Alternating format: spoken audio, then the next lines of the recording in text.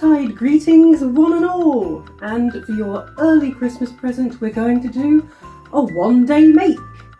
So we're going to be making an apron fronted skirt. I do have quite a nice Edwardian skirt which I shall show you here. However, I really struggle to do it up at the back, especially when fully corseted in that amount of layers. So we're going to do a nice working class, easy to put on yourself skirt, and we're going to be doing it in a lovely festive colour. So this should only take one day to make, and that is my gift to you upon this fair Yuletide season. So first things first, I'm going to show you my fabric. I got this dirt cheap, it's a kind of soft fuzzy, it's actually cord, I don't know if you can see that properly, but I thought that it was just a really nice festive wine red colour. I want a Christmas skirt, so I thought this would be appropriate for Christmas and also be a kind of mid to late Victorian and would work quite well for that.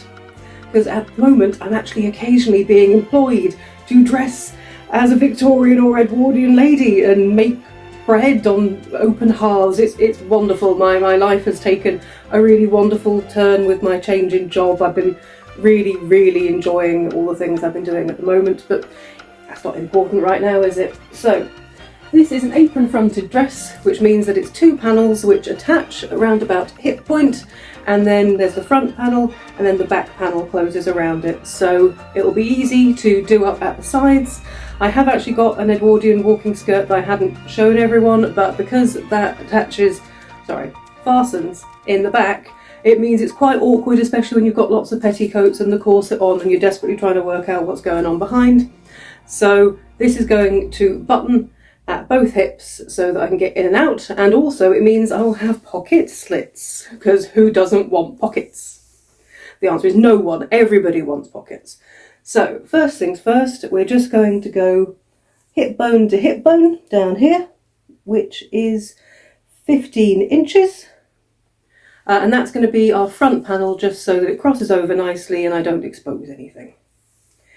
So then we're going to go for our waist. I had a friend give me some feedback on one of my videos and said, you didn't tell everyone your waist measurement. I thought you were all about, positivity and transparency, and the fact is I got a bit nervous. So my waist measurement for everybody out there is 33 inches. Oh, many years ago it was 24, but 33 is what we've got to work with, I suppose. Now I'm not going to do a measurement for the back panel because that's all going to be heavily gathered. So it's really just going to be the rest of this 2 metre piece of fabric that I bought. And the final thing to do is just the waistband down here, and then to the top of my boot. Oh, I've got this the wrong way around. So again, my Edwardian walking skirt is full length, it's floor length. Which is very impractical actually for traipsing around a cottage and actually doing things in my skirt. So I'm going to do it working length, so just to the top of the toe of my boot, and that is 39 inches. I've got very long legs, haven't I?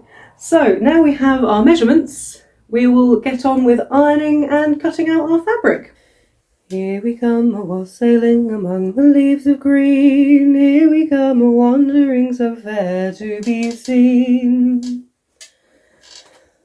Love and joy come to you, and to you your wassail too, and God bless you and send you a happy new year, and God send you a happy new year. So here I'm just measuring and then cutting out my front panel, using the rest for the back panel, and also cutting out my strip for my waistband. So here I'm just cutting the waistband down to size.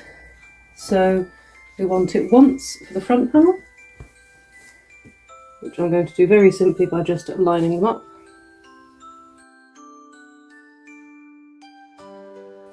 And then I'm going to take this from the overall waist measurement.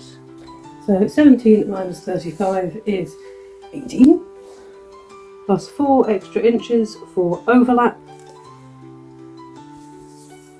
and also for seam allowance. That's it, 22 inches there.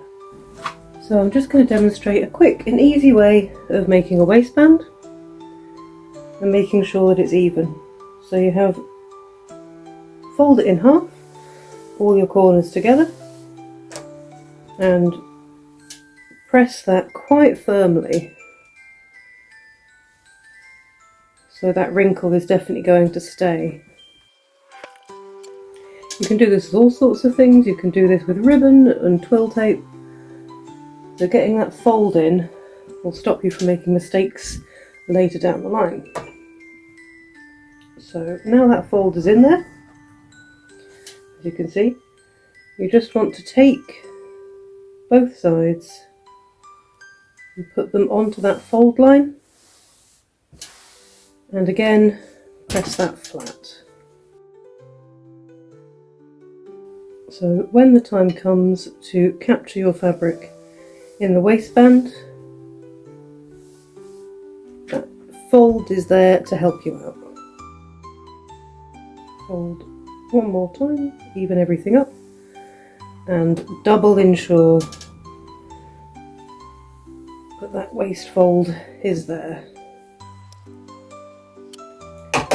There you go, one waistband ready to go. Oh, hello Gripus. Is that your colour? I think it suits you. Good boy, good Christmas boy. Yes. Oh, vicious monster. So we're now on to the subject of pleating. So I've done a little fold where the centre back is going to be. I'm simply going to pinch, this isn't very scientific, about to the halfway point,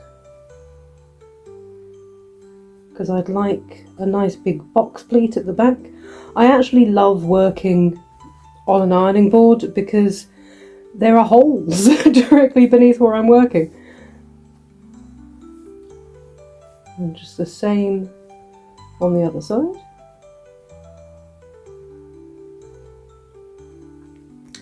So now we have our big box pleat established. Say big, maybe an inch and a bit. But we'll carry on doing the rest with the aid of our trusty see-through ruler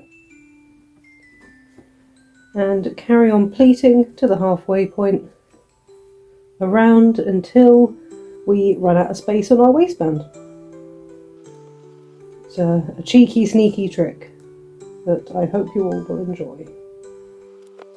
So now that our pleating is done, it's time to put it through the machine, and I'll be going from the centre point outward on both sides. And that means that it's thread matching time. No, first time match, definitely the winner.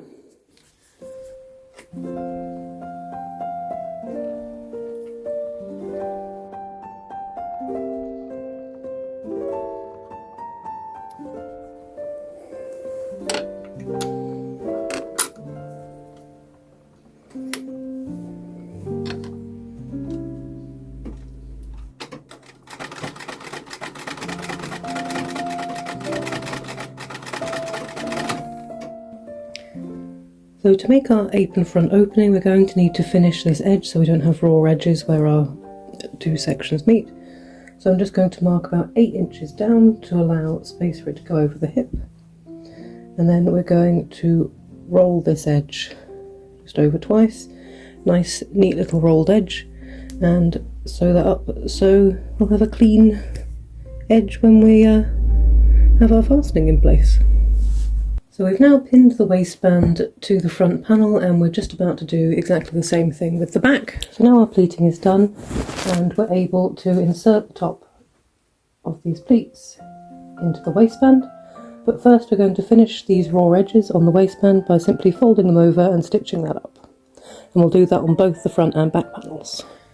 So quite literally just move the sandwich up.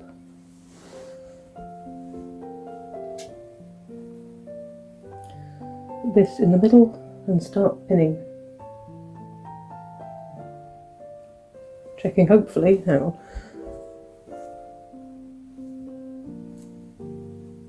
that my box pleat is in fact in the centre.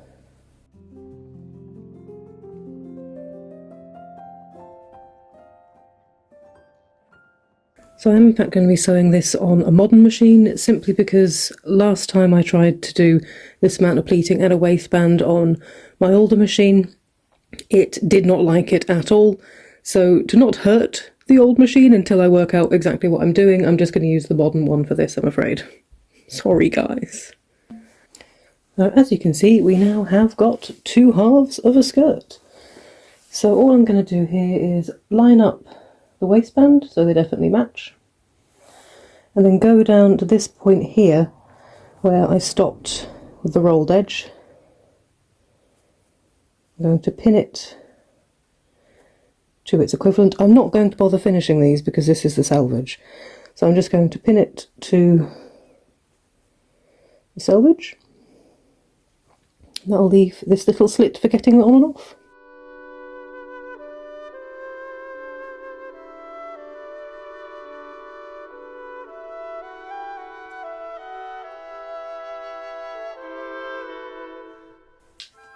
So, apart from fastenings and of course hemming, we do in fact now have a finished skirt.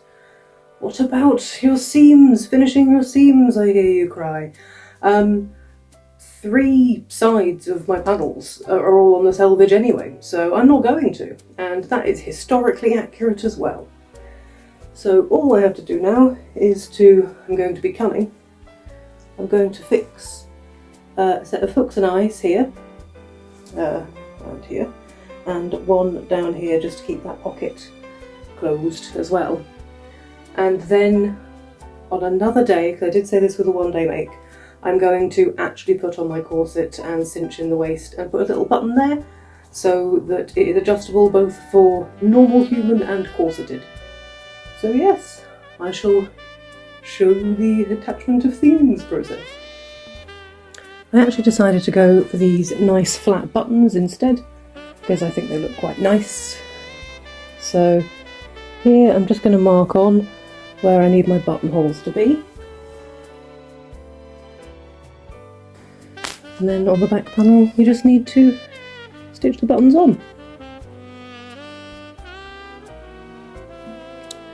So I'm actually going to be using a curved needle, if you guys can see that, because of the way these buttons attach on the back. I'm just lining it up with the marks I made previously.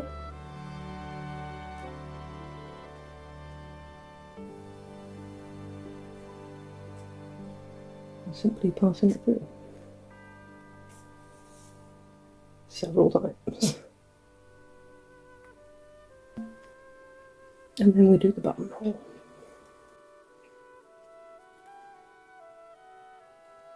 Carefully.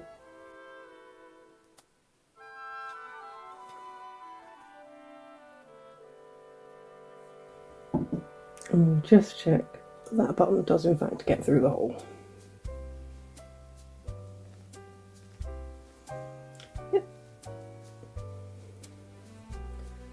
And we just finish that off with a buttonhole stitch.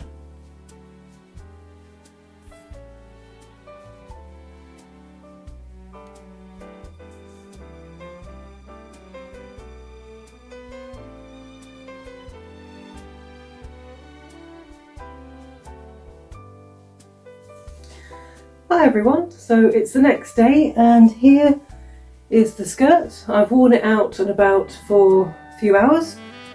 And I've also done a quick hem on the bottom. I might take that up a little bit just because it's floor length without shoes and it's only really working length with shoes. So that's pretty much it for the modern skirt, although you might notice, oh, a bit of green there, you can see my petticoat, the horror. So I'm just going to do a little hook and eye just to attach it there, and then it'll be easy to unhook and get into my pocket slits. The other thing I'm going to do is pop on my corset and bring in these side panels so that it can also, well, shrink down to corset width, which isn't that different. I don't tight lace or anything, but just so it sits nice and flush and looks the part. So I'm going to take off my skirt and then do that. So here I am in my Victorian undies, shocker. And I'll put on the skirt and show you what I'm going to do with it. I'm just going to hold my front panel where I want it.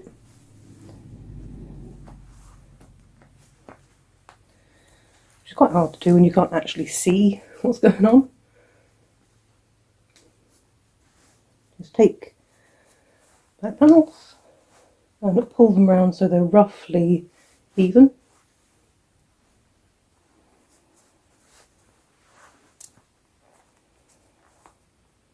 Then simply mark on a bit tailor's chalk where those come to.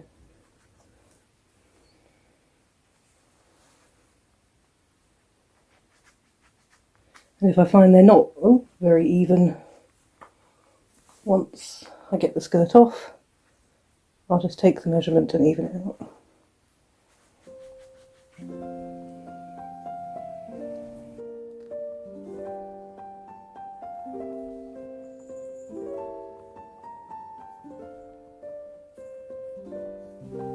So for the fox and eyes, we're going to measure 3 inches down and just do a little mark and copy that on the other side.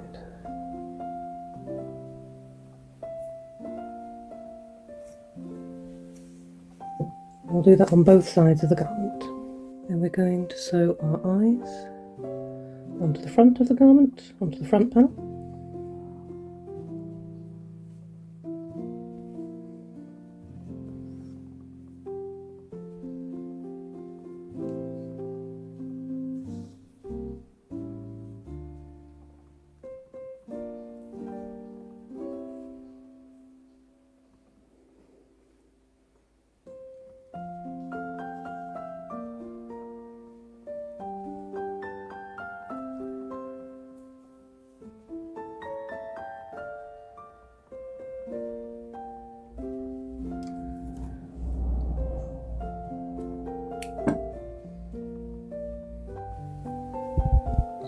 And our hooks on the back panel.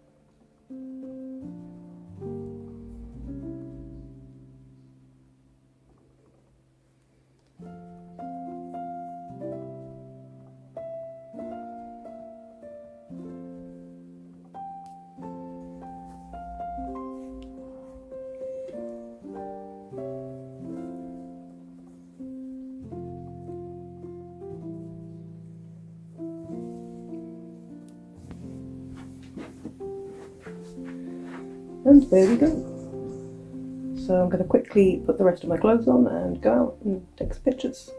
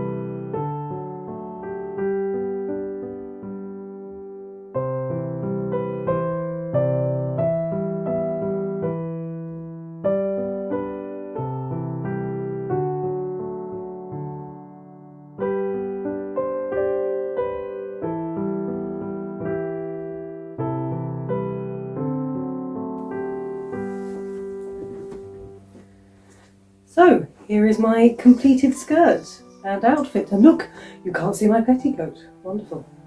So I love this gathering in the back. Look at that, I feel fabulous. I love that I can wear it in a modern context, and the history, not history bounding, and actual history way. Yeah, it's really comfy. I love the colour. I love the colour so much. The fabric's really soft, it's really warm, and it was made in a day and a bit, because I was lazy with those buttons and hooks. Made in a day with only 2 meters of fabric, and it's great. I love it. I've only had it, I took a couple of days in between having the modern skirt done and then getting myself corseted, because frankly I was working, I couldn't be bothered. But no, I've already worn it for like 3 days out and about as a modern skirt, and it's great. So yeah, all in all, 10 out of 10. A big thank you to Mary, who gave me the idea to do this in the first place. And yes, I hope you've enjoyed this, and if you'll join me later on in the month for more Christmas stuff. This is only very loosely Christmas, but there's a tree in the background, so clearly Christmas. A good Yuletide to you all. Merry Christmas, happy Saturnalia and all that. And I'll see you soon. Just for you guys, I thought you'd enjoy the clip of when I locked myself out while filming, and I'll be honest, the look of utter disappointment on my face is something to behold. Also, Grebo really didn't want to be part of the thumbnail. Shame. Test.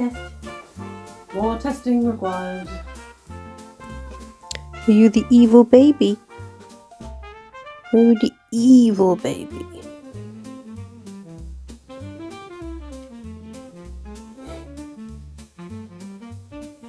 See, not evil. Good boy.